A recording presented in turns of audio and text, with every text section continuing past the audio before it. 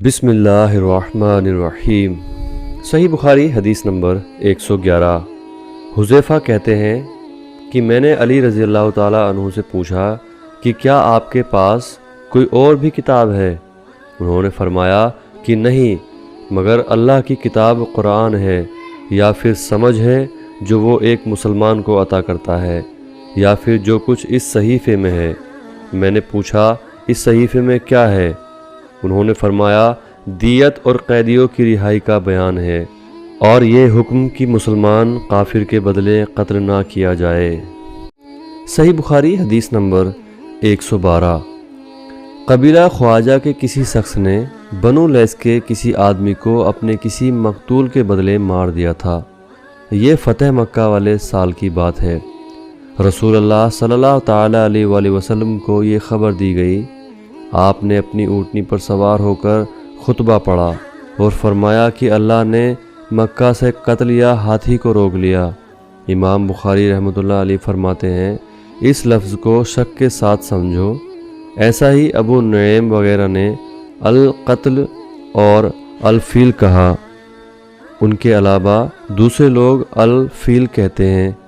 پھر رسول اللہ صلی اللہ تعالیٰ علیہ وآلہ وسلم نے فرمایا کہ اللہ نے ان پر اپنے رسول اور مسلمان کو غالب کر دیا، اور سمجھ لو کہ وہ مکہ کسی کے لیے حلال نہیں ہوا، نہ مجھ سے پہلے نہ آئندہ کبھی ہوگا، اور میرے لیے بھی صرف دن کے تھوڑے سے حصہ کے لیے حلال کر دیا گیا تھا۔ سن لو کہ وہ اس وقت حرام ہے، نہ ان کا کوئی کانٹا توڑا جائے، نہ اس کے پیڑ کاٹے جائیں، اور اس کی گری پڑی چیز بھی وہیں اٹھائے جس کا منشا یہ ہو کہ وہ اس چیز کا تعارف کرا دے گا۔ تو اگر کوئی شخص مارا جائے تو اس کے عزیزوں کو اختیار ہے دو باتوں کا، یا تو دیت لیں یا بدلہ۔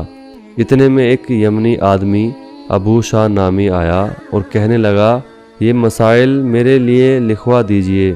تب آپ صلی اللہ تعالیٰ علیہ وآلہ وسلم نے فرمایا کہ ابو فلاں کے لیے یہ مسائل لکھ دو۔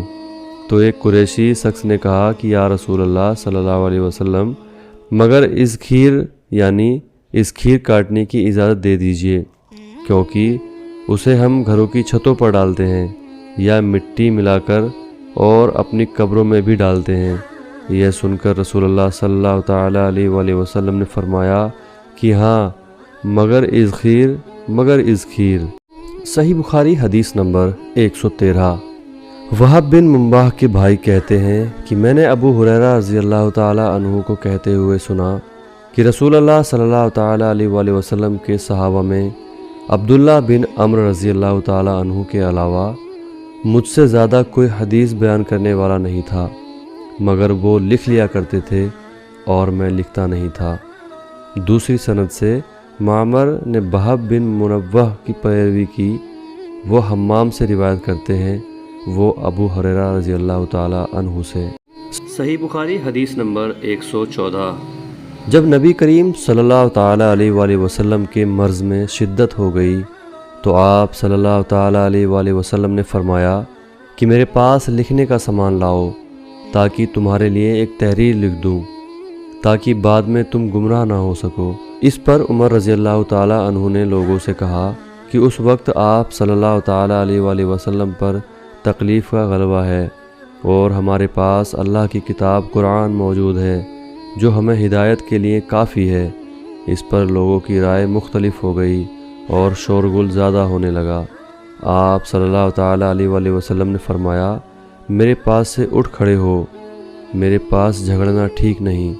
اس پر ابن عباس رضی اللہ تعالیٰ عنہ یہ کہتے ہوئے نکل آئے کہ بے شک مصیبت بڑی سخت مصیبت ہے، وہ چیز جو ہمارے اور رسول اللہ صلی اللہ تعالیٰ علیہ وآلہ وسلم کے اور آپ کی تحریر کے بیچ رکاوٹ ہو گئی۔ صحیح بخاری حدیث نمبر 115۔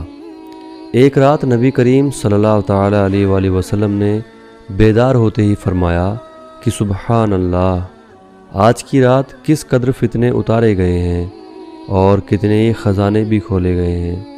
ان حجرے والیوں کو جگاؤ، کیونکہ بہت سی عورتیں جو دنیا میں باریک کپڑا پہننے والی ہیں وہ آخرت میں ننگی ہوں گی۔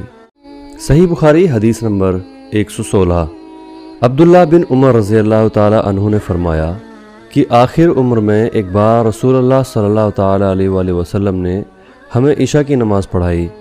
جب آپ صلی اللہ تعالیٰ علیہ وآلہ وسلم نے سلام پھیرا تو کھڑے ہو گئے اور فرمایا کہ تمہاری آج کی وہ رات ہے کہ اس رات سے 100 برس کے آخر تک کوئی شخص جو زمین پر ہے وہ باقی نہیں رہے گا۔ صحیح بخاری حدیث نمبر 117 حضرت عبداللہ بن عباس رضی اللہ تعالیٰ عنہ فرماتے ہیں کہ ایک رات میں نے اپنی خالہ میمونہ بنت حارث رضی اللہ تعالیٰ عنہ بی بی نبی کریم صلی اللہ تعالیٰ علیہ وآلہ وسلم کے پاس گزاری، اور نبی کریم صلی اللہ تعالیٰ علیہ وآلہ وسلم اس دن ان کی رات میں انہی کے گھر تھے۔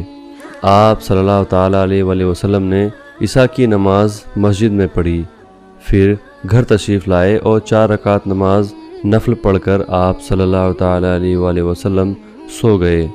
پھر اٹھے اور فرمایا کہ ابھی تک یہ لڑکا سو رہا ہے یا اسی جیسا لفظ فرمایا۔ پھر آپ نماز پڑھنے کھڑے ہو گئے اور میں بھی وضو کر کے آپ کی بائیں طرف کھڑا ہو گیا، تو آپ صلی اللہ تعالیٰ علیہ وآلہ وسلم نے مجھے دائیں طرف کھڑا کر لیا۔ تب آپ صلی اللہ تعالیٰ علیہ وآلہ وسلم نے 5 رکعت نماز پڑھی، پھر 2 پڑھیں، پھر آپ صلی اللہ علیہ وسلم سو گئے، یہاں تک کہ میں نے آپ صلی اللہ تعالیٰ علیہ وآلہ وسلم کے خراٹے کی آواز سنی۔ پھر آپ کھڑے ہو کر نماز کے لیے باہر تشریف لے آئے۔ صحیح بخاری حدیث نمبر 118 ابو ہریرہ رضی اللہ تعالیٰ عنہ ارشاد فرماتے ہیں کہ لوگ کہتے ہیں کہ ابو ہریرہ رضی اللہ تعالیٰ عنہ بہت حدیثیں بیان کرتے ہیں، اور میں کہتا ہوں کہ قرآن میں 2 آیتیں نہ ہوتی تو کوئی بھی حدیث بیان نہ کرتا۔ پھر یہ آیت پڑھی جس کا ترجمہ یہ ہے کہ جو لوگ اللہ کی نازل کی ہوئی دلیلوں اور آیتوں کو چھپاتے ہیں، آخری آیت رحیم تک، سورہ البقرہ 159 اور 160۔ واقعہ یہ ہے کہ ہمارے مجاہرین بھائی تو بازار کی خرید بکری میں لگے رہتے ہیں، اور انصار بھائی اپنی جائیدادوں میں مشغول رہتے ہیں، اور ابو ہریرہ رسول اللہ صلی اللہ تعالیٰ علیہ وآلہ وسلم کے ساتھ جی بھر کر رہتا تاکہ آپ کی دوستی میں پیٹ بھرنے سے بھی بے فکر رہے، اور ان مجلسوں میں حاضر رہتا جن مجلسوں میں دوسرے حاضر نہ ہوتے، اور وہ باتیں محفوظ رکھتا جو دوسرے محفوظ نہیں رکھ سکتے تھے۔ صحیح بخاری حدیث نمبر 119 ابو ہریرہ رضی اللہ تعالیٰ عنہ ارشاد فرماتے ہیں، میں نے کہا یا رسول اللہ صلی اللہ تعالیٰ علیہ وآلہ وسلم، میں آپ سے بہت باتیں سنتا ہوں مگر بھول جاتا ہوں۔ آپ صلی اللہ تعالیٰ علیہ وآلہ وسلم نے فرمایا، اپنی چادر پھیلاؤ۔ میں نے اپنی چادر پھیلائی، آپ صلی اللہ تعالیٰ علیہ وآلہ وسلم نے اپنے دونوں ہاتھوں کی چلو بنائی اور میری چادر میں ڈال دی، فرمایا کہ چادر کو لپیٹ لو۔ میں نے چادر کو اپنے بدن پر لپیٹ لیا، پھر اس کے بعد میں کوئی چیز نہیں بھولا۔ صحیح بخاری حدیث نمبر 120 ابو ہریرہ رضی اللہ تعالیٰ عنہ ارشاد فرماتے ہیں کہ میں نے رسول اللہ صلی اللہ تعالیٰ علیہ وآلہ وسلم سے علم کے 2 برتن یاد کر لیے ہیں، ایک کو میں نے پھیلا دیا ہے، اور دوسرا برتن اگر میں پھیلاؤں تو میرا یہ نرخرا کاٹ دیا جائے۔